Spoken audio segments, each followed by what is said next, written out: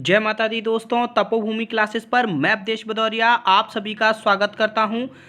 MP police constable के exams चल रहे हैं और दोस्तों आज है 8 जनवरी और 8 जनवरी की सेकंड शिफ्ट के जीएस के जितने भी प्रश्न हैं वो सारे प्रश्न लेकर दोस्तों हम आपके सामने हाजिर हैं।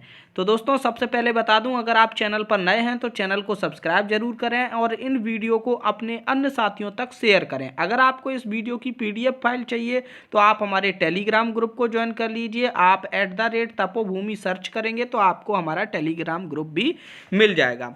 साथ ही साथ अगर आप डेली वीडियो लेक्चर्स पाना चाहते हैं और आगे भी हमसे पढ़ना चाहते हैं तो आप इस व्हाट्सएप नंबर पर 8839449109 पर अपना नाम, शहर का नाम और जिस दिन आपका एग्ज़ाम है वो लिखकर भेज सकते हैं। हम आपको अपनी व्हाट्सएप लिस्ट में जोड़ लेंगे। आज के प्रश्नों के लिए मैं धन्यवाद देना चाहूँगा राहुल यादव जी और उनके एक खास मित्र जी का, जिन्होंने हमें ये प्रश्न पहुँचाए हैं। तो चलिए शुरू करते हैं। पहला प्रश्न है हमारा, चंबल नदी की कुल लंबाई हमको बतानी है कि चंबल नदी की कुल लंबाई कितनी है। तो 1051 किलोमीटर इसकी लंबाई है और यह आपके जानापाव पहाड़ी से इसका उद्गम स्थल है। दूसरा प्रश्न है, चूलिया जलप्रपात किस नदी पर स्थित है। तो यहाँ पर देखिए चंबल नदी से ही रिलेटेड दोनों प्रश्न पूछ लिए गए। यह चंबल नदी पर स्थित है।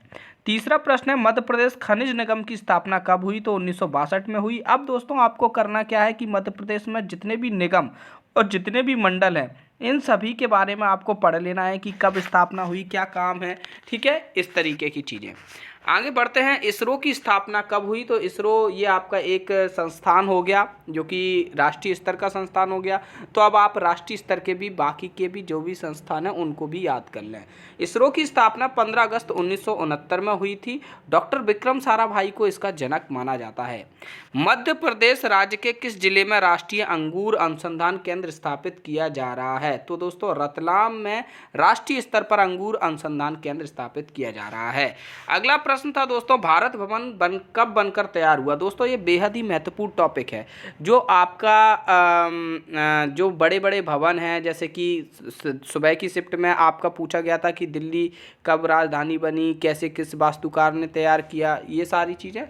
तो ऐसे ही यहाँ पर ये भारत भवन के बारे में पूछ दिया गया। तो भारत भवन आपका 13 फरवरी 1982 को बनकर तैयार हुआ। तब इसका उद्घाटन किया गया। 1980 से इसका काम शुरू हो गया था। इसके जो वास्तुकार थे, बहुत ही फेमस वास्तुकार चार्ल्स कोरिया भारत भवन के वास्तुकार थे। ठीक है, भारत भवन कहाँ पर है ये आपको कमेंट में बताना है मुझे। ठीक है, अगला प्रश्न है, तेंदुपत्ते का सर्वाधिक उत्पादन कौन सा राज्य करता है। तो ये मध्य प्रदेश का प्रश्न है, तो आपका एमपी का पेपर है तो एमपी आ जाएगा आंसर। लगभग 25% ये देश का मध्य प्रदेश हमारा तेंदुपत्ते का उत्पादन करता है। तेंदुपत्ते का यूज़ कहाँ पर होता है, बीड़ी बनाने में और भी काफ़ी जगह इसका यूज़ होता है। आठवां प्रश्न है, मध्य प्रदेश किस के उत्पादन में अग्रणी भूमिका निभाता है। और ऑप्शन जो दिए थे उनमें से एक हीरा भी था। तो जो हीरा है उसके उत्पादन में मध्य प्रदेश अग्रणी भूमिका निभाता है। लगभग पूरा हीरा मध्य प्रदेश से ही आता है पूरे देश का। इसी तरीके से तांबा और मैग्नीज, इनमें भी मध्य प्रदेश अग्रणी है, लेकिन ये ऑप्शन में थे नहीं, लेकिन मैंने आपको बताना उचित समझा। 9वां प्रश्न है, चित्रगुप्त मंदिर कहाँ है। तो दोस्तों चित्रगुप्त मंदिर आपका खजुराहो में है।